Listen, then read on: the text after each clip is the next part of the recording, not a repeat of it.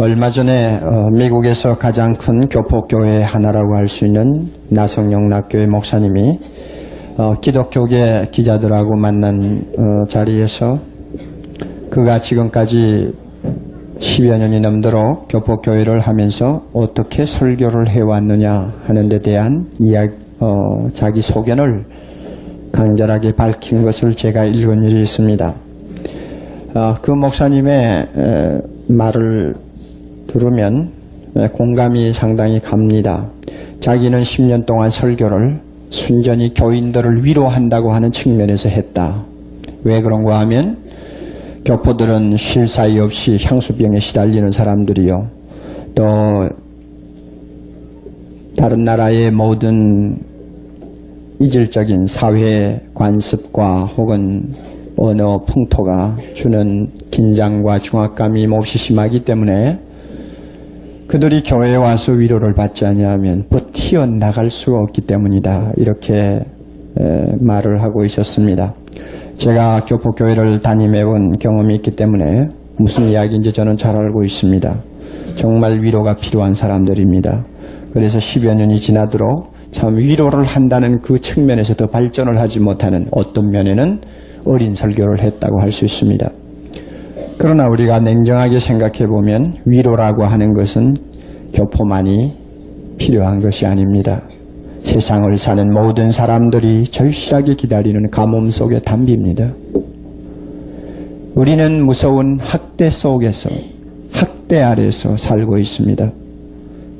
솔로몬이 지적한 바와 같이 내가 돌이켜 해 아래서 행하는 모든 학대를 보았도다. 오호라 학대받는 자가 눈물을 흘리되 저희에게 위로자가 없도다. 오호라 학대받는 자가 눈물을 흘리되 저희에게 위로자가 없도다. 이것이 세상입니다. 우리 모두는 영적인 학대를 받고 있습니다. 악한 세력이 보이지 않는 손으로 우리를 사정없이 핥히고 우리가 한 시간도 조용한 시간, 평안한 시간을 가질 수가 없도록 우리의 정욕을 통해서 또 많은 악한 세상 사람들을 통해서 우리를 학대하고 있습니다. 이 학대에 시달리지 아니하는 사람은 하나도 없습니다. 무서운 양심의 가책과 죄의 유혹에서 오는 끈질긴 학대가 우리의 영안을 어둡게 하고 정신 상태를 흐리게 하는 일을 우리는 자주자주 경험합니다. 이 세상에서 약한 자를 학대하는 강한 자의 손길이 사회 구석구석 어느 곳에 미치지 아니한 곳이 없습니다. 오늘 혼란한 인도 사회를 보아도 강자가 다수의 민족이 소수를 학대하는 참극이 지금 벌어지고 있습니다. 대기업이 중소기업, 소기업을 암암리에 학대해서 많은 한국의 기업인들이 신음하고 진통하고 괴로워하며 원통함을 풀지 못하는 상황을 우리는 잘 봅니다. 가진 자가 못 가진 자를 학대하고 배운 자가 무식한 자를 학대하며 아름다운 자가 못난 자를 학대하며 온 세상 전부를 다 돌아보아도 학대가 없는 곳이 없어요. 이 학대 아래 모든 인생은 위로를 받아야 할 상황에 놓여 있습니다. 그런데 답답한 것은 이 세상에 진정한 위로가 없다는 것입니다. 우리의 숨은 상처를 싸매줄 만한 부드러운 손이 없어요. 세상에 그 무엇도 우리를 영구히 계속적으로 위로해 줄 만한 존재는 못 됩니다. 이와 같은 사실이 우리로 하여금 더 정신적인 학대를 느끼게 하는지 모릅니다. 하나님의 말씀은 우리에게 분명히 이야기합니다. 진정한 위로자는 하나님뿐이다. 오늘 40장 1절 너희 하나님이 가라사대 너희는 위로하라 내 백성을 위로하라. 진정한 위로자 하나님, 그분이 오늘 우리가 선택한 이 본문을 통해서 우리 앞에 나타나십니다. 본문은 분명히 예언의 말씀입니다. 이중적인 예언입니다. 1차적으로는 앞으로 국가의 죄를 짊어지고 하나님의 심판을 받은 다음 유대민족이 바벨론의 포로가 되어서 70년 동안 포로 생활하다가 나중에는 하나님의 위로를 받고 자유를 얻어 돌아올 때를 내다보고 지금 이사야가 예언하는 것입니다. 불과 100년 전의 이야기입니다. 거기서 끝난 것이 아니라 장차 하나님이 이 세상에 보내실 메시아가 오면 고생과 파멸이 기다리고 있는 길에서 학대를 당하며 위로를 얻지 못하는 인류를 위해서 하나님이 특별히 위로를 해주신다고 하는 예언을 하고 있습니다. 이 예언은 포로 생활에서 돌아오는 유대인을 통해서도 그대로 이루어졌고 오늘 우리가 살고 있는 이 세대에서 예수님이 모든 인생에게 얼마나 큰 위로자가 되시는가를 절감하면서 이 말씀이 그대로 예언의 성취가 된 것을 알고 있습니다. 하나님은 위로자입니다.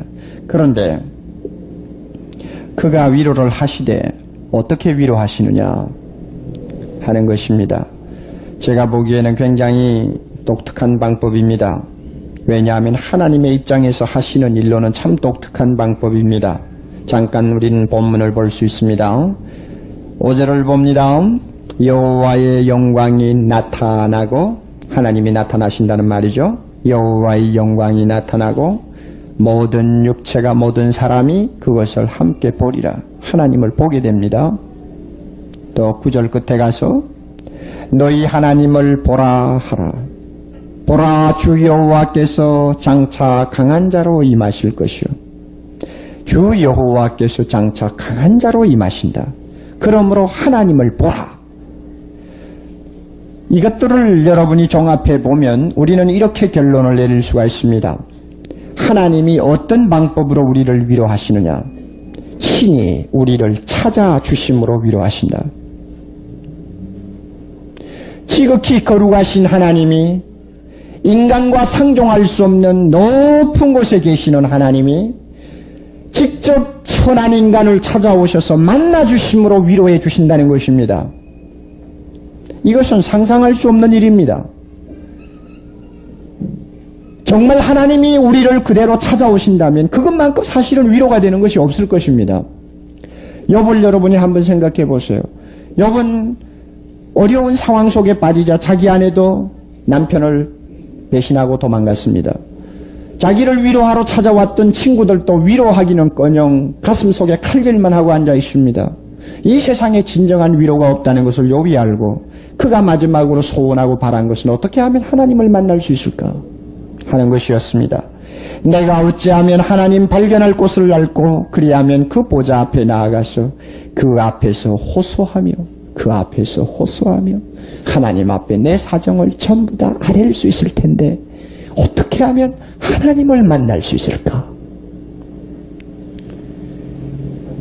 하나님이 나를 찾아와 만날 수만 있다면, 그분이 나를 만나만 주신다면 아무리 내 상처가 깊고 내 고통이 무겁다고 할지라도 나는 위로를 받을 것입니다. 하나님이 이 방법을 사용하세요. 교회 안에서도 가끔 상처를 입는 분들이 계십니다. 아무리 교역자들이 잘해주어도 또 아무리 서로 다치지 않도록 노력을 하려고 해도 생각 밖에 상처를 입는 형제 자매가 있을 수 있습니다. 그래서 어떤 때는 신앙이 흔들리고 교회 출석을 잘 못하는 경우가 생겨요. 그럴 때마다 우리 부교역자들이나 또는 우리 순장들이 저보고 가끔 이런 이야기합니다. 목사님, 아무리 바쁘시지만 한 번만 찾아가서 만나주세요. 여러분, 만나는 것이 뭐가 그렇게 큰 도움이 됩니까? 우리가 얼른 생각하면 그렇지 않습니까? 그런데 인간 사회에서도 만나주는 것, 찾아가주는 것이 참 대단한 위로가 됩니다. 물론 교역자가 찾아가는 것은 의미가 다릅니다.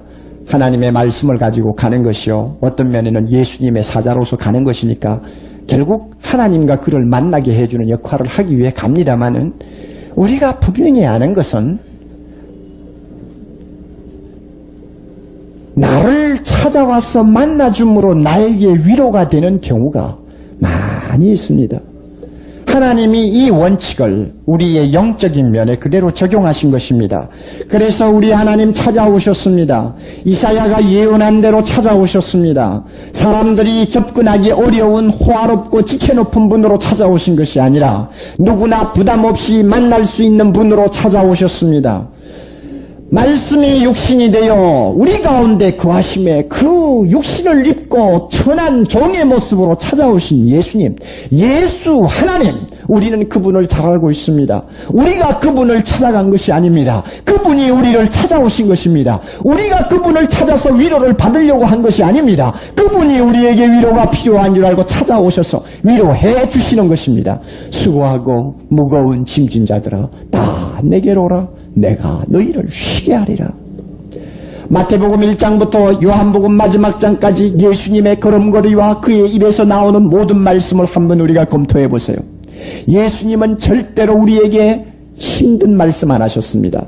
우리에게 상처가 될 만한 말씀 한마디도 안 하셨습니다.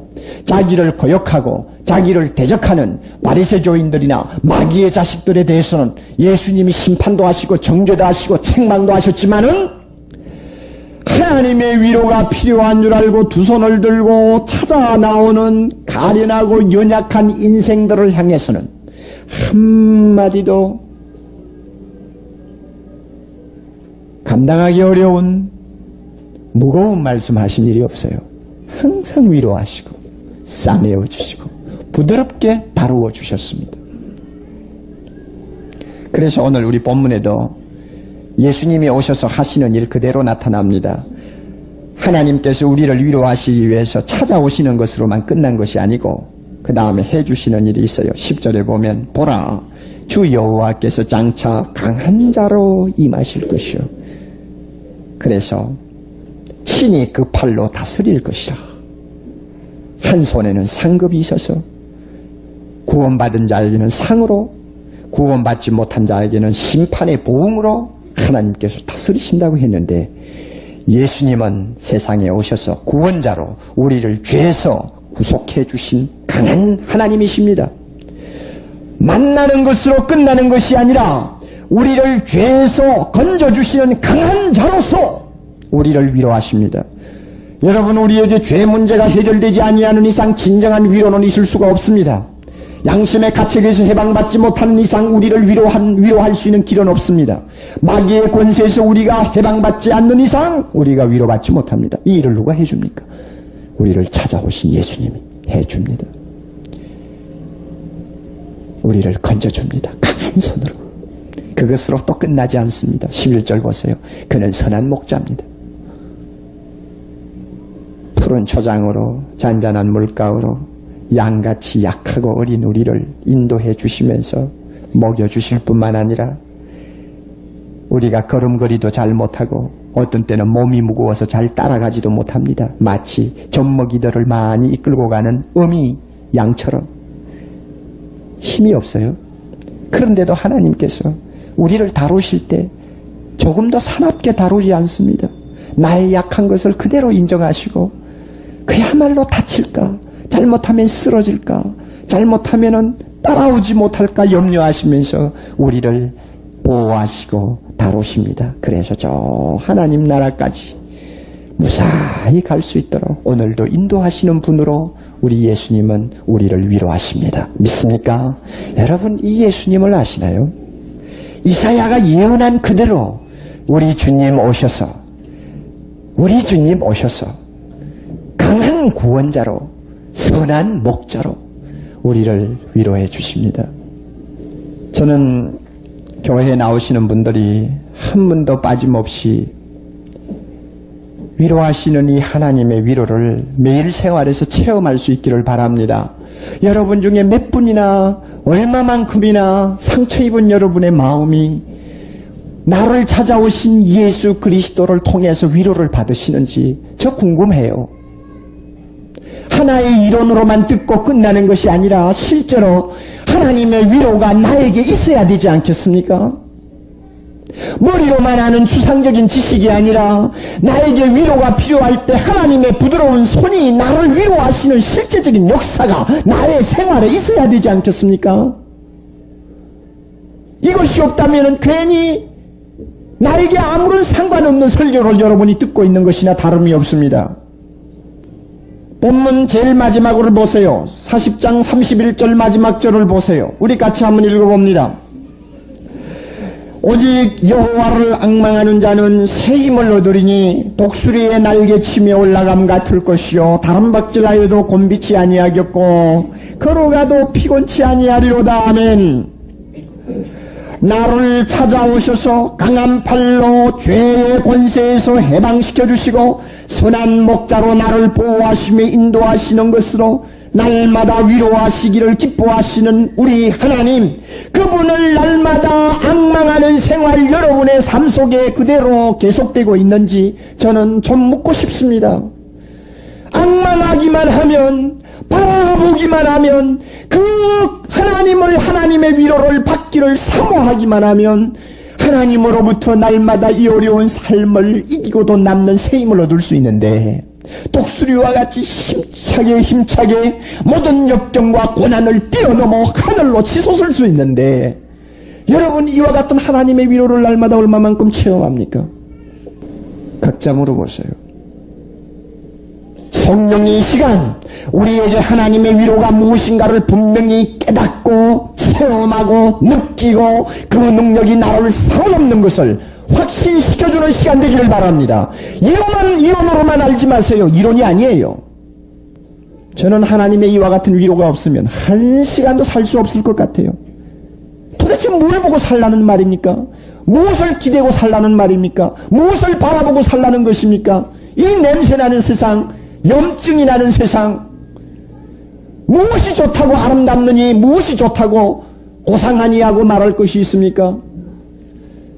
순간순간 우리 주님 나를 찾아오셔서 맥 빠진 나를 격려하시고 다시 일으켜 세워 강을 건너고 높은 산을 넘고 넓은 광야를 훨훨 날라 우리 주님께서 준비하신 영원한 그 나라까지 갈 수 있도록 날마다 위로하시는 예수님, 그분이 없으면 난 못 삽니다.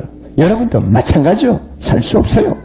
그런데 자, 이제 제가 중요한 이야기 한 가지를 해야 되겠어요.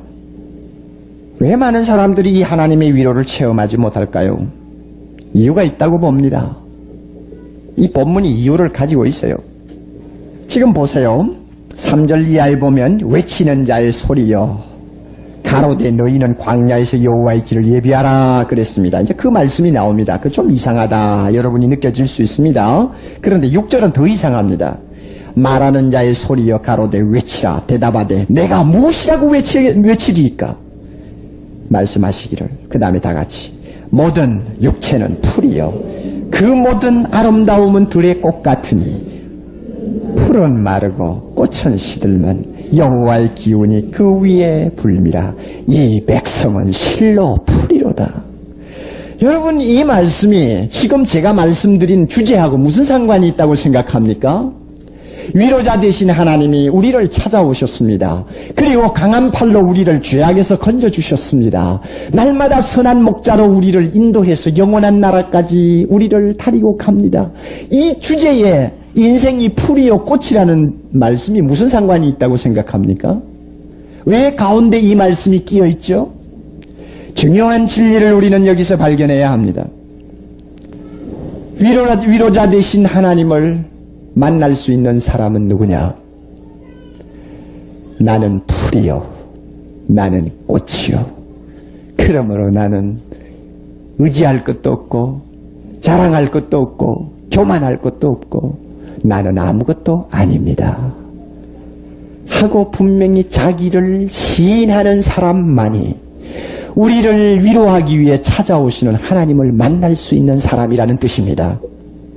교만한 자의 마음 절대 하나님 만날 수 없습니다. 앞에 있는 높은 산이 가로막고 있는 사람의 마음에 하나님을 모실 만한 대로가 닦여질 수가 없어요. 그러므로 사도 요한을, 세례 요한을 통해서 주님 오시기 전에 하나님은 말씀하십니다. 너희 산마다 낮아지며 높은 산마다 낮아지고 골짜기마다 메워지고. 무슨 뜻입니까? 내가 풀이요, 내가 꽃이요, 얼마 안 있으면 마르고 시들어서 아무 쓸모양이 없는 존재입니다. 오 하나님, 나는 아무것도 아닙니다. 칼빈이 지적한 것처럼 인생의 어떤 무상을 허무가를 부르라는 이야기가 아니라 하나님을 진정 모실 수 있는 사람, 인간을 찾아오신 예수 그리스도와 만날 수 있는 사람은 우선 먼저 자기가 아무것도 아니라는 것을 시인하고 무릎을 꿇고 완전히 평지가 되는 사람이라야 된다는 말입니다. 이것은 필연적인 사실입니다. 그러므로 여호와의 기운이 그 위에 불림이라. 여호와의 기운이 풀 위에 불어요. 여호와의 기운이 꽃 위에 한번 스치고 지나가면 꽃은 금방 시들어버려요. 여호와의 기운이 뭐예요? 성령. 하나님을 꼭 만나야 될 사람의 마음속에 성령이 미리 준비 작업합니다. 그걸 꼭 기억하세요. 여러분, 우리가 전도하지 않아요? 예수 믿지 않아요? 그 사람은 분명히 하나님이 구원시키려고 하는 사람입니다. 택함받은 사람일 수 있습니다. 그럴 때 정말 택함받은 사람인지 아닌지 나중에 한 1년 두고 보세요. 하나님께서 어떻게 작업하시는지 압니까? 성령께서 그 마음속을 한번 강하게 역사하면요, 지금까지 사랑하고 자랑하고 지금까지 교만하던 거 점점 다 포기합니다. 아무것도 아니구나, 아무것도 아니구나, 나는 아무것도 아니구나, 몰라서 교만했어. 더 높은 것이 없는 줄 알았기 때문에 내가 높아졌지, 더 큰 분이 없는 줄 알았기 때문에 내가 제일 컸지. 아니야, 하나님 앞에 오니 아무것도 아니야, 나는 아무것도 아니야. 성령이 분명히 그와 같은 작업을 해줍니다. 그렇게 안 해주면 안 되는 것이, 그렇게 작업이 되지 아니하면 하나님의 위로가 그 사람을 사로잡을 수가 없습니다. 여러분, 왜 예수를 오래 믿어도 날마다 험한 세상에서 하나님의 위로가 실제로 나에게 어떻게 역사하는가를 잘 모르고 삽니까? 왜 그렇습니까? 아직도 여러분 무엇인가 세상의 것을 사랑하고 있습니다. 내가 풀이라는 것을 아직 인정을 안 하고 있는 겁니다. 무엇인가 교만한 것이 있어요. 자랑하는 것이 있어요. 그렇게 마음속에 높은 산이 가로막고 있으면 여러분, 하나님과 만나기가 어렵습니다. 하나님의 위로를 실제로 체험할 수가 없습니다. 제가 단적으로 말씀드리는 것 같아서 미안하지만 사실이 그렇습니다. 목사는 속일 수가 없습니다. 분명히 그렇습니다. 아까운 세월을 많은 사람이 보내고 있습니다. 무엇인가 포기하지 않기 때문에, 무엇인가 아직도 움켜쥐고 자랑하고 있기 때문에 하나님을 만나지 못하는 안타까운 크리스찬들이 있습니다. 분명히 하나님의 위로가 있어야만이 살 수 있는 상황에 빠져 있으면서도 무엇인가 세상에 기대고 세상을 미련을 두고 바라보는 것이 있기 때문에 하나님께서 그를 일으키지 못하는 불행한 일들이 우리에게 얼마든지 있습니다. 철저한 자기 부정. 오 하나님, 나는 불이요, 나는 금방 시들어버리는 꽃이요, 아무리 아름다운들 무슨 소용이 있습니까? 이런 점에서 저는 자연의 가을을 하나님 앞에 감사합니다. 왜냐하면 가을철은 우리에게 참 인생 가을을 깊이 묵상할 수 있는 좋은 여건을 마련해 준다고 봅니다. 인생의 가을을 물씬하게 냄새 맡을 수 있는 여건을 마련하는 것이 자연의 가을입니다. 가을이 주는 감정은 겉과 속이 다릅니다. 겉으로는 맑은 하늘, 황금빛이 감도는 오곡백과 참 단풍잎, 우리는 찬양하고 노래합니다만 속은 남이 모르는 우수를 안고 눈물을 흘리는 것이 인생입니다. 그래서 어떤 사람은 노골적으로 저보고 그래요. 나는 가을이 싫어요, 목사님. 그래요. 싫어하는 사람이 있어요. 당연합니다. 윤기를 잃어가는 나무 잎새의 어두운 색깔 속에서 나의 늙어감을 눈치채게 하는 것이 가을이요. 집으로 돌아와 화장실 문을 잠그고 거울 속에 비치는 내 얼굴을 유심히 훑어보게 만듭니다. 나이의 손자국이 흙으로 빚어진 내 얼굴을 핥히고 지나가는 자국을 우리는 한 곳 두 곳 쉽게 발견할 수 있게 하는 것이 가을입니다. 저는 학생 시절에 읽었던 독일의 시인 안톤 슈나크의 수필을 기억하고 있습니다. 우리를 슬프게 하는 것들, 인생을 살면서 우리를 슬프게 하는 것들이 많이 있지만 그 가운데서 그가 첫 번으로 꽂은 것은 가을이었습니다. 정원 한편 구석에서 발견된 작은 새의 시체 위에 이른 초가을의 햇살이 떨어져 내릴 때, 대체로 가을은 우리를 슬프게 한다. 그래서 가을날 비는 처량하게 내리고, 우리 겉모양만 변해가는 것 아니죠. 가을에 느끼는 것은 육체의 꽃이라고 하는 보이지 않는 부분이 있잖아요. 나의 탁월한 기억력, 총명, 판단력, 용기, 패기. 그러나 여러분, 가을을 한 번 맞고 두 번 맞고 세 번 맞고 가을을 맞이하는 우리의 심정이 점점 더 우울해질수록 나의 기억력도 점점 쇠퇴해가는 것을 봅니다. 이 꽃송이가 지금은 꼭 아름답지만 그러나 얼마 지나면 다 시들어서 던져버리죠. 용기도 약해지고 통찰력도 희미해지고, 그래서 소파에 깊숙이 앉아서 남자들은 생각합니다. 이제 내가 무엇인가 새로 시작하기는 좀 늦은 것 같아. 늙었다는 증거죠. 가을에 주는 인생 황혼, 인생의 허무, 이것은 하나님의 선물입니다. 인간이 그렇게 안 되면요, 이거는 교만할 대로 교만해서 하나님 만날 수 없어요. 함넷이 굴러다니는 해골 바가지를 손에 들고는 알렉산더가 그렇게 위대하지만 결국은 이 해골 바가지처럼 됐겠지?